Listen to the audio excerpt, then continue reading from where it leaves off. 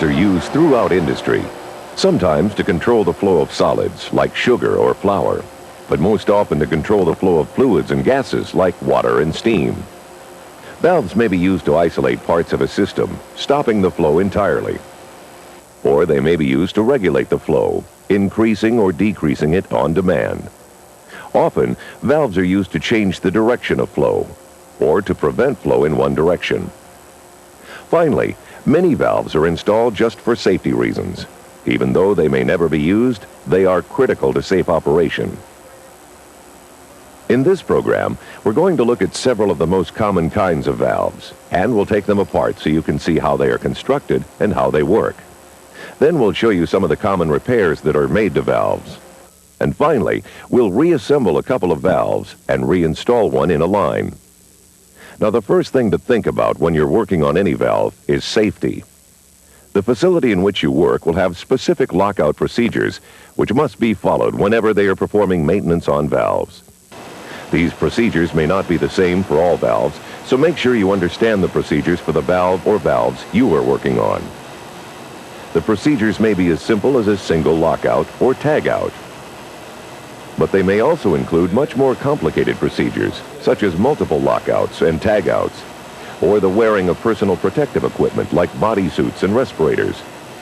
No matter what procedure you follow, when you first break open a line, always stand to one side, away from the direction that gas or liquid will first escape. Let's start by looking at a typical valve. This common gate valve has the same basic parts as all valves. Now, of course, if the valve were connected into a system, we'd have to lock out properly first. But it's not, so let's take it out of the line by unbolting its end connections. In this case, the end connections are flanges. But you'll also find screw connections like this, as well as permanent connections like soldered or welded connections. These usually require the valve to be cut out of the line if it is to be removed. With the valve out of the line, we can take it apart. Here's the body, the main part of the valve. And here's the bonnet, the top of the valve. The bonnet usually guides the stem, which turns one way to open the valve, the other way to close it. When the valve is closed, the disc fits firmly against the valve seat. Notice that the stem passes through the bonnet. When a valve leaks, this is often where it happens. Fluid under pressure in the piping seeps through the clearances between the stem and the bonnet. The seal at the stem may be as simple as O-rings or a gasket. But often, and especially in larger valves, the seal is packing. The packing is stuffed around the stem into the stuffing box in the bonnet. On top of the stem is the actuator, usually a hand wheel or lever if the valve is opened or closed manually. Large valves may include a gearbox to make it easier to open or close the valve. Many valves, however, are actuated automatically and may be powered by various pneumatic or hydraulic means, sometimes by an electrically operated solenoid, or, on larger valves, by a motor. The major difference between valves is the type of disc used to open them up and close them back down.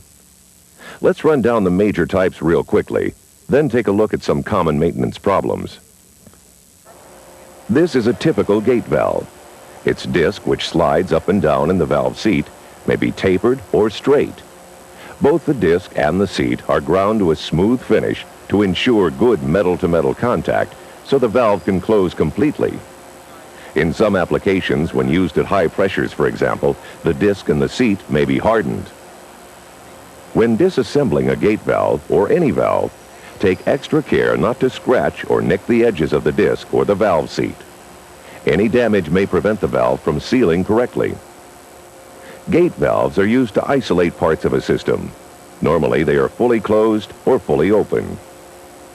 Gate valves create very little pressure drop from one side of the valve to the other because there's very little turbulence when the valve is open. These valves are often used in lines where flow must be reversed because flow rates are the same in both directions. The globe valve is different. When totally closed, it can be used for isolation, just like a gate valve. However, the globe valve can also be used for throttling or changing flow. A globe valve provides good control of flow from the moment the disc and valve seat are cracked open. Once again, remember to be especially careful of the disc and the valve seat because any damage will change the flow characteristics of the valve. Different globe valves will often have different kinds of discs to meet different flow control requirements. For example, the common needle valve is a type of globe valve with a disc that provides precision flow control at continuously varying flow rates. Often, globe valve discs and seats are replaceable, and they may be made from a variety of non-metallic materials. Many globe valves are an in-line style, like this, but they are also available with a right-angle flow pattern, like a faucet, and with a Y-shaped flow pattern, like this. Next, let's look at three other kinds of valves: the plug valve, the ball valve, and the butterfly valve. Each of them is a quarter-turn valve. This means it takes only a 90-degree turn, like this, to take the valve from fully opened to fully closed, or closed to open. All three of these quarter-turn valves can be used for isolation or for throttling control. And all three create very little pressure drop because the fluid can flow directly through them. Let's look at each of them. The plug valve is available in many different designs, but they are all basically a round plug, either straight or tapered, with an oval or rectangular hole through it. The plug is inserted into the valve seat. Straight plugs usually have valve seats made from rubber, Teflon, or some other resilient material that will spring back to its original shape after being compressed. Tapered plugs usually operate with metal-to-metal contact between the plug and seat. Frequently, a lubricant is used in a tapered plug valve. The lubricant is injected into the valve at a pressure higher than the fluid being pumped, so it seals the valve as well as makes it operate more smoothly. The ball valve is similar to the plug valve, except that a ball with a hole bored through it is used instead of a plug. The valve seat is resilient, usually made of Teflon or rubber.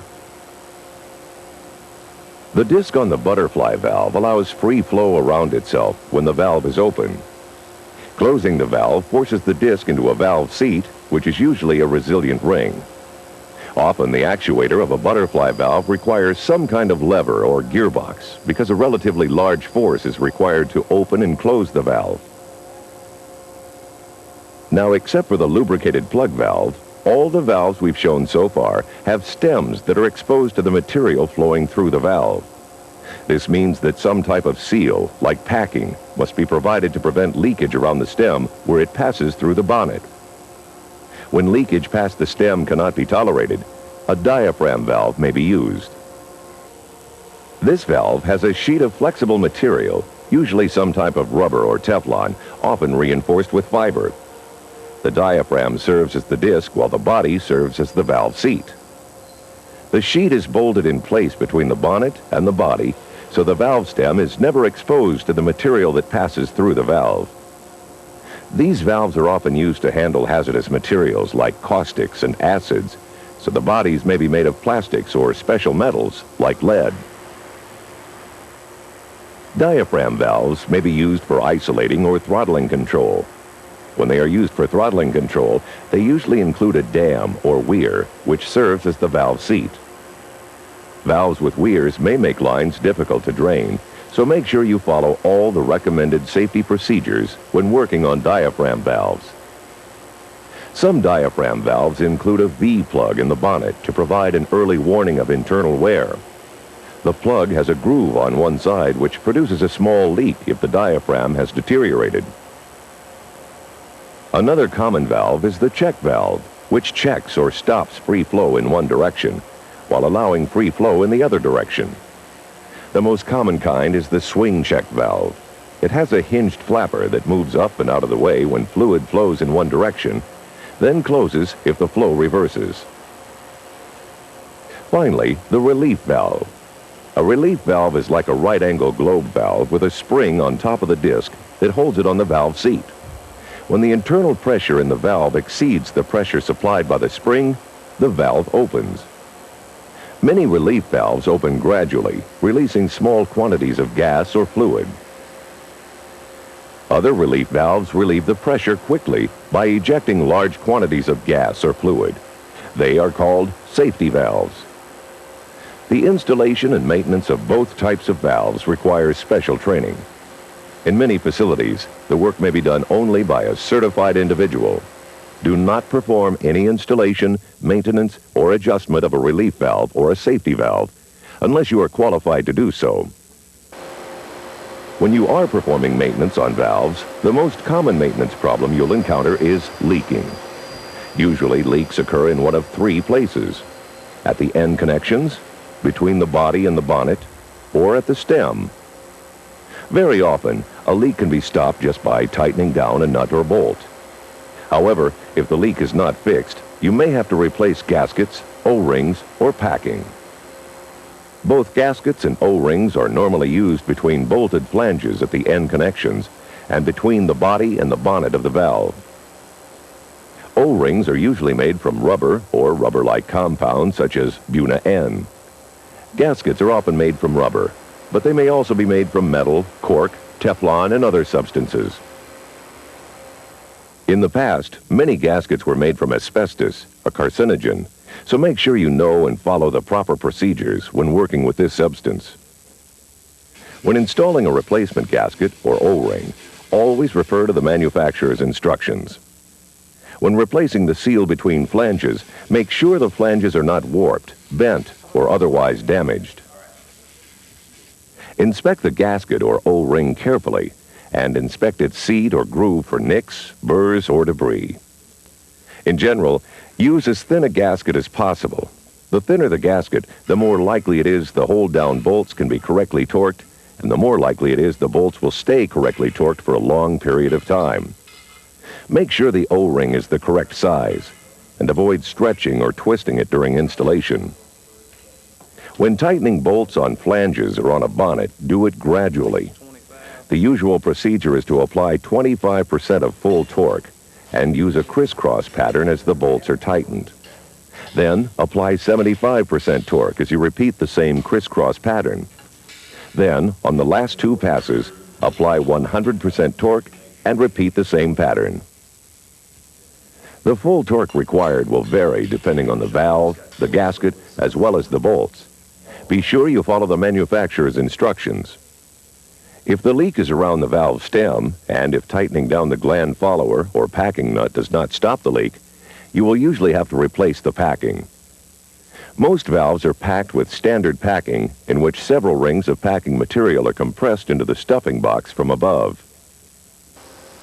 The first step when replacing packing is to make sure the valve and the line are properly locked out. Never try to replace packing on a valve that is under pressure. Make sure you know and follow the correct lockout procedures for the valve you're working on. After lockout, you should clean off the valve, then remove everything from the stuffing box. To prevent damage to the stuffing box and stem, be sure the tools you use are made of soft metal. If you find packing that is rock-hardened, it may be asbestos. Make sure you know the proper procedures for its removal and disposal, because it may be dangerous to your health. Clean and inspect the stuffing box before adding more packing. If you are using a bushing to reduce the number of packing rings required, the bushing should go in first. When adding the new packing, cut it carefully to size or use pre-formed packing. Add the packing one ring at a time, twisting it gently open and staggering the joints. Compress each ring after it is inserted. After the gland follower is in place, be sure to cycle the valve several times to be certain it operates properly. This is especially important with valves that are actuated automatically. The actuator must be able to move the valve. Valves may also leak internally between the disc and the valve seat. When this happens, the disc or the entire valve may be replaced because the cost of repairing some valves is greater than the cost of replacing them. But sometimes all that's required is a thorough cleaning to remove buildup from the disc or the valve seat. To determine if the fit between the disc and the valve seat is correct, the valve may be blue-checked or blued. This process involves putting a very thin coat of blue dye, Prussian blue, onto the valve disc or the valve seat, then pressing them together. When the valve seats, the blue dye will be transferred from one surface to the other. The position of the band of dye, its width, or the presence of any breaks or gaps will indicate if any repairs are required. Sometimes, for very small imperfections, the disc may be lapped. In this process, progressively finer grades of abrasive lapping compound are used to polish the surfaces. Valve seats may also be ground in. Sometimes a valve grinder is used to achieve the correct seating. When imperfections are more pronounced, the valve components may need to be machined in order to restore the tolerances required for normal operation. When installing or reinstalling valves, remember that a valve will be easier to work on if it can be installed with a stem pointing up. Use the proper fasteners, both on the valve itself and on the connections to the line. For example, if the installation requires an SAE2 bolt, make sure you use an SAE2, not just another bolt that fits. Make sure the valve is properly supported. Valves that cause the line to sag may be distorted and fail to operate correctly. In this program, we have seen some of the common valves used in industry. We have seen how they are constructed, how they work, and we've seen the kinds of maintenance they may require. Whatever kinds of valves you work with, remember that following good maintenance and repair practices will help you get long, reliable service.